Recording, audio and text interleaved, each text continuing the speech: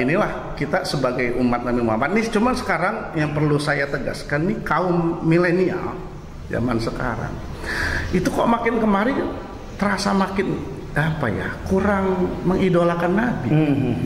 Gitu.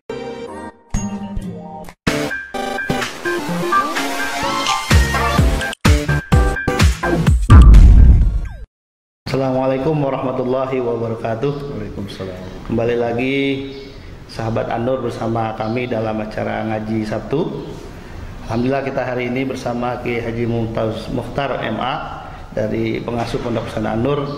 Kita hari ini akan membahas tentang junjungan kita Nabi Muhammad SAW, yang mana seorang yang maksum diciptakan, diturunkan oleh Allah ke muka bumi ini untuk menyempurnakan akhlak.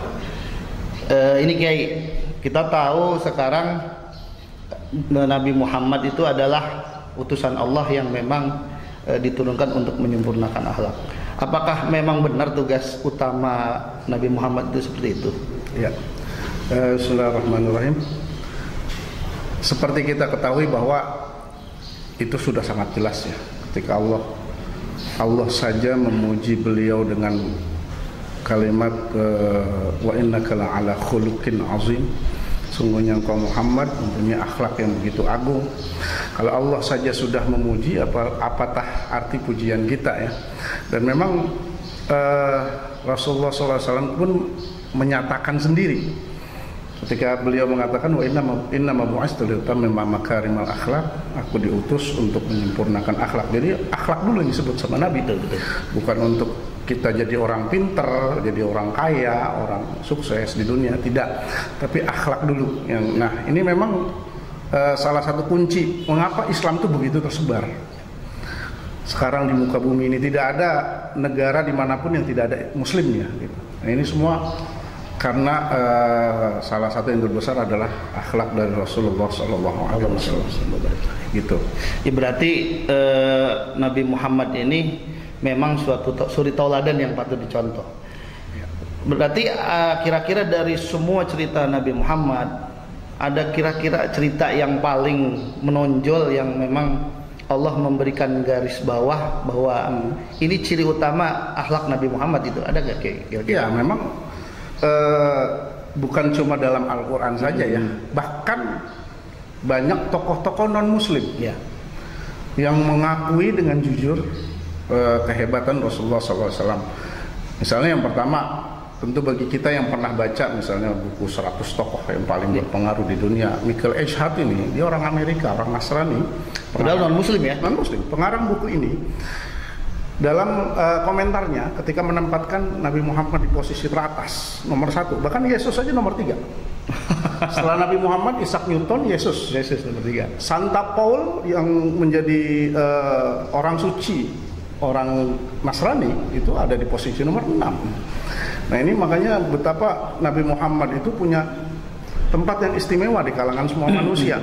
Ketika ditanya oleh para mahasiswanya, mereka bertanya, "Prof, kenapa Anda menempatkan Muhammad di posisi teratas?"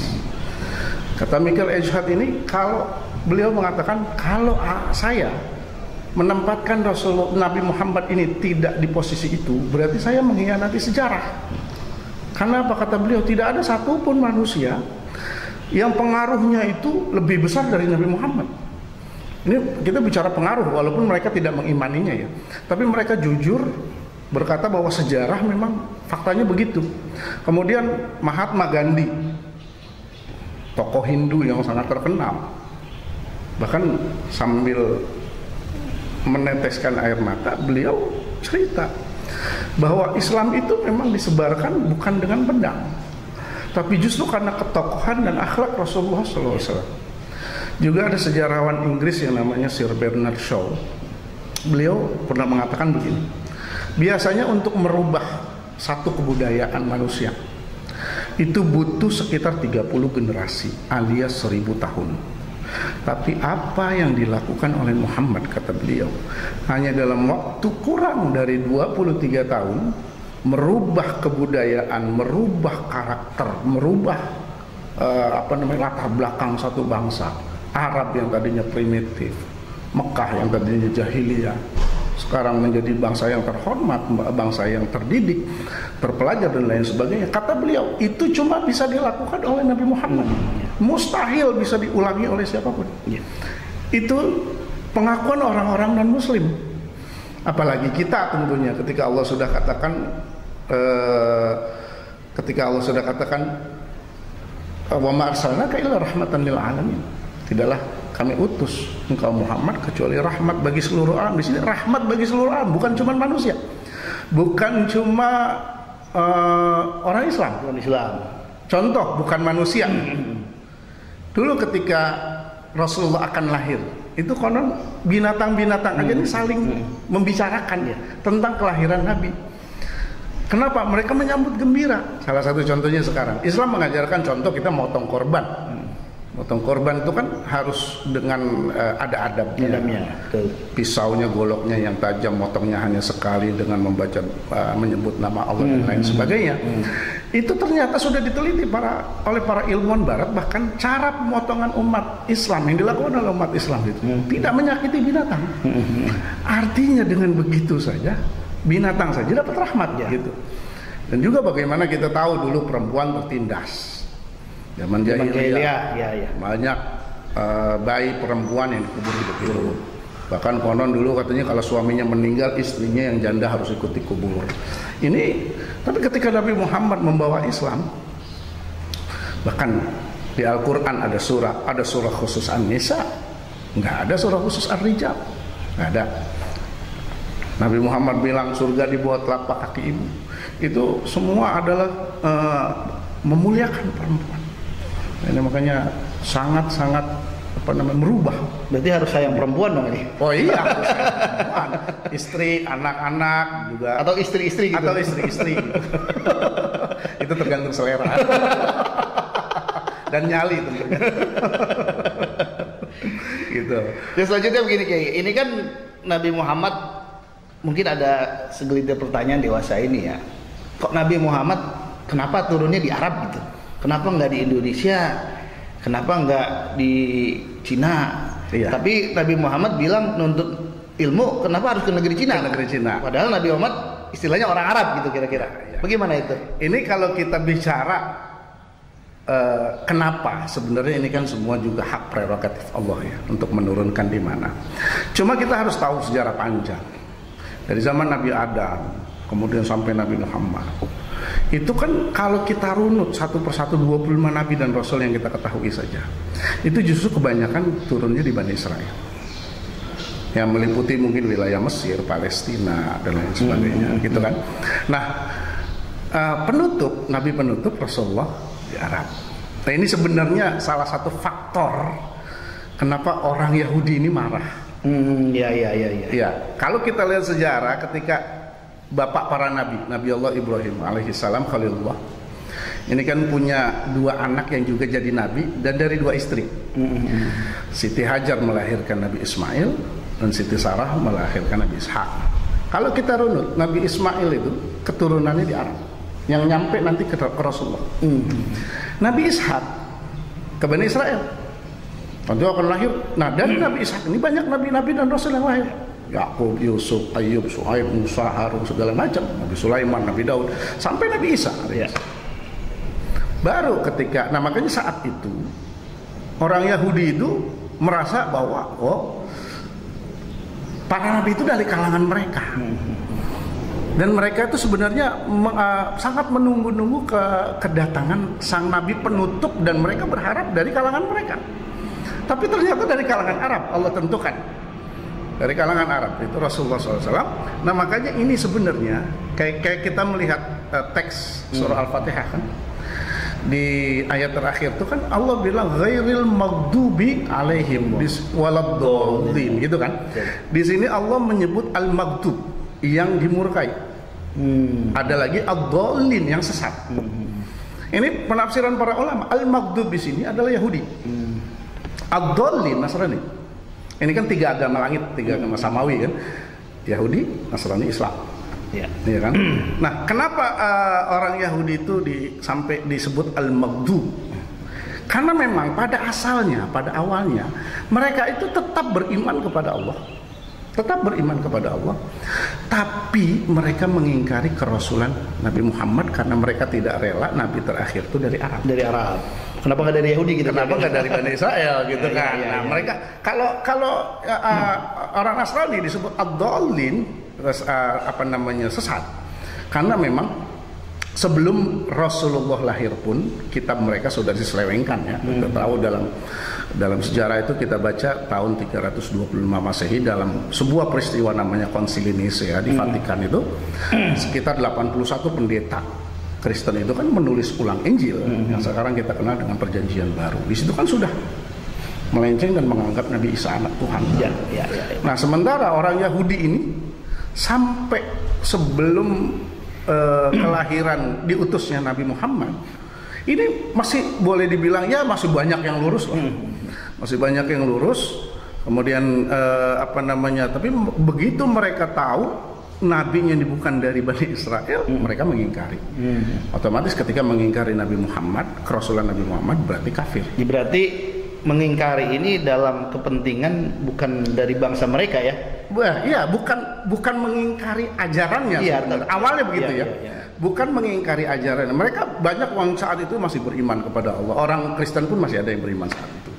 Cuma mereka itu karena memang orang Yahudi itu, Bani Israel itu terkenal keras kepala dan sombong.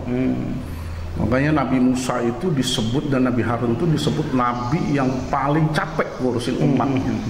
Gitu. Ya kita tahulah surah Al-Baqarah bagaimana ceritanya Nabi Musa nyuruh orang Yahudi untuk motong sapi betina, ditanya sapinya gimana, akhirnya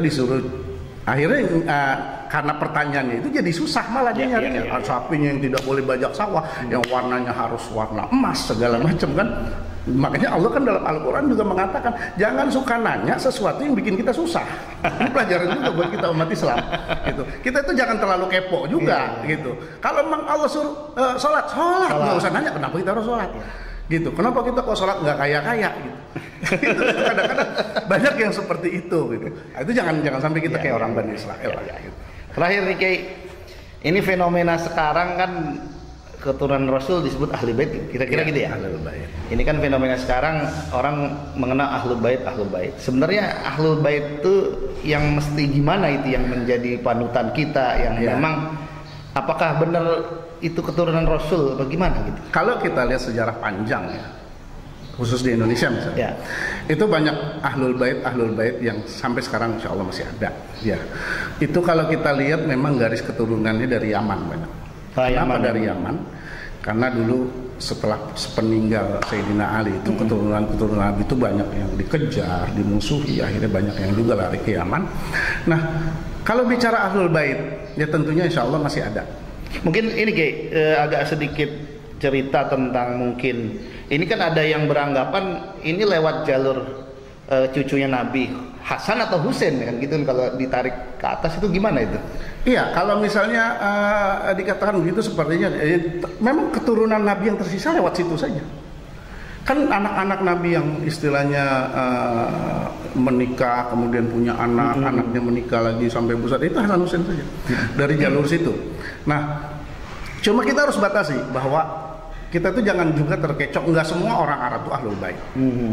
Artinya gini, bahkan salah satu ciri ahlul bait itu tidak boleh dan haram menerima sedekah. Iya. Jadi maaf kalau ada orang ngaku ahlul bait tapi masih menerima sedekah ya. Apalagi minta. Nah ini juga, tapi juga ada juga catatannya sebagai mana tadi kita bahas di awal, Rasulullah itu diutus untuk menyempurnakan akhlak. Iya. Maka ketika ada orang yang memang mengaku ahlul bait tapi akhlaknya tidak sesuai dengan Rasul, ya kita wajib juga menegur. Seperti misalnya kita orang terpandang, kemudian ya darah biru segala macam lah, kemudian punya anak cucu kita bandel, nggak sesuai, justru kan kita malu. Nah, jangan sampai yang seperti itu gitu. Jangan sampai nanti ada pernyataan ahlul bait dan lain sebagainya, tapi juga akhlaknya tidak sesuai. Ya Rasulullah pun pasti marah gitu. Karena buat apa? Bagi Rasulullah kan dikatakan juga oleh Rasulullah nggak ada bedanya antara Arab dan Ajam. Ajam ini kan di luar Arab. Yang membedakan ya Allah udah kasih tahu inna akramakum indallahi atqakum, yang paling takwa kan, yang paling mulia gitu kan. Nah, ini makanya kita lihat saja kalau misalnya ya kita tidak perlu menonjolkan itunya lah, malah harusnya jadi beban berat, harus jadi beban berat buat kita ketika kita mengaku keturunan Rasulullah, keturunan Ahlul Bait, justru itu jadi beban berat. Karena apa?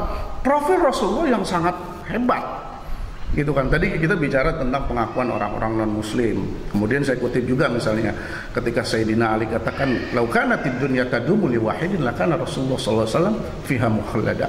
Kalau dunia ini, kehidupan ini bisa kekal hanya untuk satu orang, cuman Rasulullah yang pantas hidup di dunia. Artinya semua kita nggak ada yang pantas. Mau ulama, saking mulia akhlaknya tuh. Saking mulianya akhlak Rasulullah sallallahu alaihi wasallam. Nah, makanya ketika Rasulullah juga, para ulama mengatakan Muhammadun basyarun lakal basyar bal huwa yaqut bainal hajar. Nabi Muhammad itu manusia. Dia nikah, tidur, makan, minum, capek, itu manusia. Tapi lakal basyar, enggak seperti manusia biasa. Bal huwa yaqut bainal hajar. Nabi Muhammad itu ibarat mutiara, kita batu kali.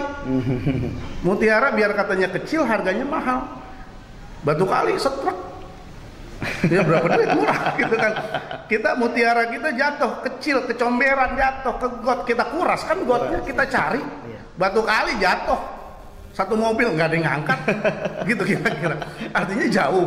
Kita ada Rasulullah, apalagi kita bicara tentang dari mulai fisik Rasulullah udah sangat berbeda, Nah, makanya inilah kita sebagai umat Nabi Muhammad. Ini cuma sekarang yang perlu saya tegaskan nih, kaum milenial zaman sekarang itu kok makin kemari terasa makin apa ya, kurang mengidolakan Nabi gitu.